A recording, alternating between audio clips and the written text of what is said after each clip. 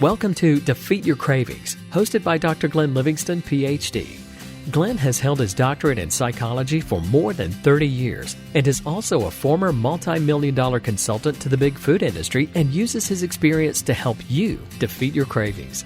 This show will help you to focus on dramatically reducing cravings and leave the diet mentality behind, so you can more easily and effortlessly achieve your health, fitness, and body composition goals. Please remember, no doctor-patient relationship is created via this show, and you are responsible for confirming any changes to your diet, health, or psychological routines with an appropriately licensed professional before implementing them. Now, before we get started, if you haven't yet downloaded the free smartphone app to access dozens of these recordings all in one place, as well as to avail yourself of a confidential community for support, motivation, and assistance, please visit the podcast link on defeatyourcravings.com as soon as possible. And now, here's your host, Dr. Glenn Livingston. Hey, it's the very good Dr. Glenn Livingston with defeatyourcravings.com. I'm here with one of my favorite people who used to work with me, Kim Reef. How are you, Kim? Good. How are you? Very good. Very good. Kim figured out to call our food rules and our reasons, or big why not, and our refutations, the reasons for explaining to our inner food enemy that it's wrong. She figured out to call those the 3 R's, and that's really taken hold across the company. Everybody now says, oh, you got to read your 3 R's in the morning. And she's been hard at work thinking about some stuff and wanted to share some thoughts about that. And then I have some thoughts about her thoughts. So go ahead, Kim, tell me what's on your mind. Well, I was thinking about the concept of the big why and what we call our reasons. Our reasons, why am I following these rules? Why do I want to change my life? Could be because you want to drop some weight or just be healthier or just feel in control of your own life. We have these reasons. And when I wrote my first set, my big why was years ago, like 5 years ago at this point. I think I've been playing with this. The focus was on weight loss very much. And I had a lot of weight to lose, over 80 pounds. And I wanted to increase my health. And then the focus, if I was really honest with myself, was very much about my appearance. You know, that was the thing that was most uncomfortable to me. As I did start to lose weight, that it was more focused on my health and being energetic and wanting to be able to do the things that I wanted to do. And it has slowly changed over the last, I'd say, year and a half, because I think what I've gotten out of all of this more than anything else is a feeling of being self-disciplined and having self-control and being self-possessed. I love that term, being self-possessed. I own me, and I do what I say I'm going to do, and I live my life by my rules. I mean, obviously things happen in life that create chaos all the time, but in each situation, I own me. I decide. Nobody else decides for me, certainly not the inner pig. I decide. So in my reasons, my big why statement now, I say I strictly follow my own well-crafted rules because I am always self-determined, self-disciplined, and self-possessed. I love it. And then I go on in that statement to define what does it mean to be self-determined. I determine for myself how I think, plan, and act, especially anything that has anything to do with food, obviously. Being self-disciplined means that you practice what you self-determined until it becomes a natural part of your own behavior. And then your habits. And then being self-possessed means that I get to be me. I get to be me. I get to be the person that I want to create. I'm my own work of art. And I will decide what it looks like, feels like, and what it does. I had gone back and looked at my original big why that I wrote years ago. I mean, I don't know, when was it that I discovered your first book? At this point, I've lost track. A long time ago. You've been around for a while. Yeah, it was like 2019, so 5 years ago. Back when we both had all of our hair and teeth. Yes. I still have all my teeth. I do too. It's just a joke. Right. Back when my hair was a different color. Anyway, So at any rate, I looked at that old big why and thought about, am I there? Did I reach my goals? And it's like, well, yeah, ages ago. And of course, it's evolved constantly over the years. I'm always tweaking it. Almost every morning, when I read it to myself, I read it on my laptop. And it's really easy to go, I should put a comma there. Like I'm always sort of editing it. Yeah. Even if it's something simple like that, but it does keep it alive and it keeps me engaged in it. To not just, like in a bored voice, read it to myself and go, yeah, whatever. Anyway, it does keep it alive and it has evolved a lot. And I've realized that from my original big why to my reasons, as I call them now, there has been a vast shift. I would love to say a whole bunch of things about this. Good. Yay.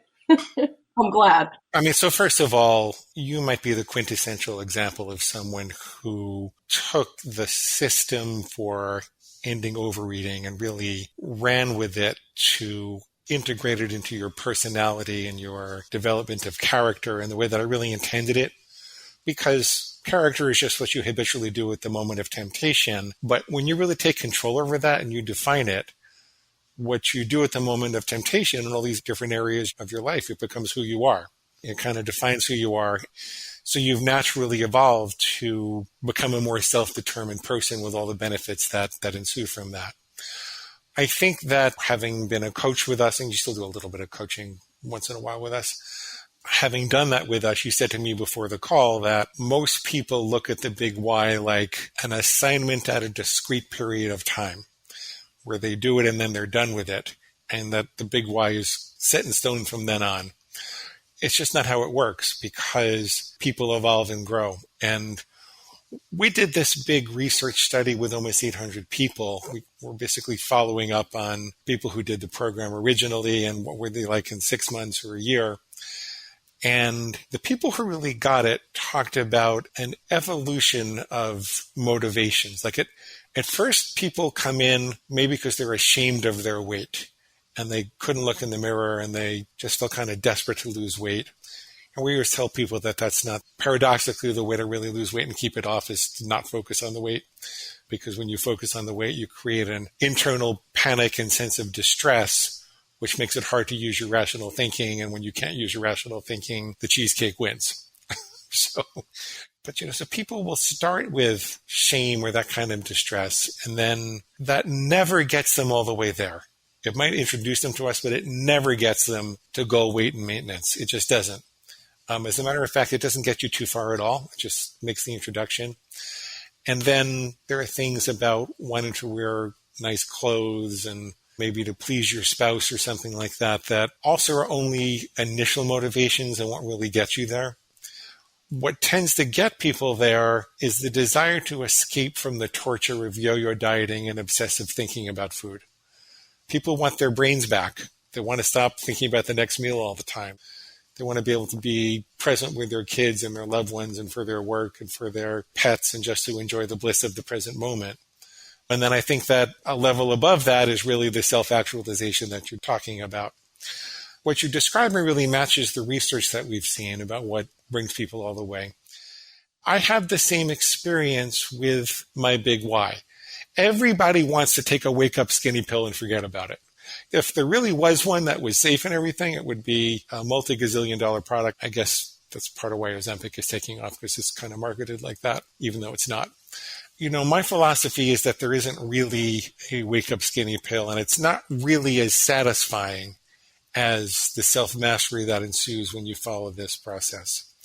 I have found over the years, reading my big why aloud, that there are certain pieces and parts of it that just don't motivate me anymore. Exactly. Yeah. That's why mine has changed so much over time, for sure. I'll take that out. I also find that Nietzsche said he would try to write whole books in a couple of sentences. Like he would really think and edit and edit and think and edit and edit. And I find that I've done that with my big why over the years by reading it out loud every day, and actually read it out loud before every meal. But it's short now. It's only a couple of sentences. I can read it at the end if you want. Just got to give me a second to go pick it up. But those sentences are extraordinarily meaningful and motivating to me. And they can change my whole outlook for the day when I read them. And you can't get there the first time that you write it. I mean, people are often amazed at how good it feels to write your big why. But as good as that feels, like if that had the impact of a rocket ship to take you to another level when you first wrote your big why and started reading it a little bit, if you embrace this process of reading it out loud every day before your meal, or especially before breakfast, and allowing yourself to edit it and allowing it to evolve, it has the impact of an atom bomb. It permeates your being. It helps you to become the person you want to be. Also, your big why isn't an antibiotic, it's more like a vitamin. And when you actually use it every day for 5 years, you see a dramatic improvement in your health. I see a dramatic improvement in my thinking from having done this every day for 5 years. I've done it longer.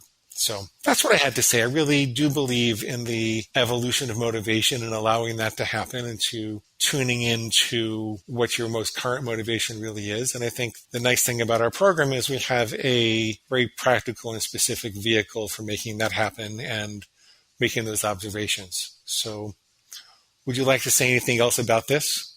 Yeah, you said it perfectly, the idea of it evolving and reading it every single day. And there are parts of it that will start to feel stale. And the truth is that those things aren't necessarily that motivating to you anymore. You need to find a different way to word it, or as far as like maybe what your concept is, maybe it needs strengthened. But also, I mean, especially when it comes to weight loss type stuff, I mean, if you've dropped a bunch of weight, you're kind of done with that part of it. But then the motivation becomes towards like keeping it off, which, you know, we've heard a million times that you can find ways to lose weight. It's keeping it off and actually changing your lifestyle. And this to me is a huge part of changing your lifestyle. I mean, I do this every morning like a devotional. This is important to me. It sets the stage for my day. And, you know, I've told clients that for a really long time. You got to do it every day. In the morning, preferably, but every day. It's how it gets into your head. It's how it gets into your DNA. And you start to change the way you live based on your own goals and desires. You know, we don't ever tell people what they should want. No, it's what you want. And again, that goes back to that concept of being self-possessed. It's what I want. My doctor, anybody might want a certain thing for me, but what do I want? And how am I making my own life? So would you like to hear my most current big why, which is only 3 sentences long? Yes, I love that idea that it's short. Yeah. And that you can recite it to yourself. That's beautiful. Succinct. To walk in the world as a healthy, confident, thin man with abundant energy and a smiling presence who never has to recover from a meal. That's sentence number 1. Sentence number 2 is to inspire millions and live a medication-free, superactive lifestyle. To inspire millions and live a medication-free, superactive lifestyle. And sentence number 3 is to have a secure and substantial salary and a passionate relationship with a woman I love. Oh, that's lovely. That's beautiful, Glenn. And it's only 3 sentences. It's easy to read every day right before you eat, but it encapsulates what's most important to me. Yeah, it's perfect. Yeah, I love it. Like I said, mine has gone from a lot of details about clothes and me as a person in the world. And then when I started working for you, it was about, 2 or 3 years ago, my reasons took a big turn and they became about inspiring others and wanting to teach others and wanting to lead by example and that kind of thing. That idea of not wanting to be a hypocrite, if you will. I don't want to tell people all about this. And meanwhile, when I'm done typing an email to somebody, I go eat a donut. I'm not that person, So Exactly. And wanting to be a good teacher, basically a real teacher. And now it has become this concept of self-possession. I have right here on my laptop a quote by Marcus Aurelius, the great Stoic philosopher. And he said, "Stop allowing your mind to be a slave, to be jerked about by selfish impulses." Wow. It's really powerful. Stop allowing your mind to be a slave, to be jerked about by selfish impulses. Like we literally need to control the way we think because, you can't do anything without thinking about it first. Everything we do, unless it's pulling your hand out of a fire, you've had a thought first. Yeah, get in control of your thinking. It's pretty cool. I love that. And that brings us to the end of today's broadcast of Defeat Your Cravings, hosted by Dr. Glenn Livingston. Now, if you'd like to find out more about the products and services Dr. Glenn offers to help you dramatically reduce your cravings and stop overeating in 90 days or less, please visit DefeatYourCravingsCoaching.com. That's DefeatYourCravingsCoaching.com. Thanks.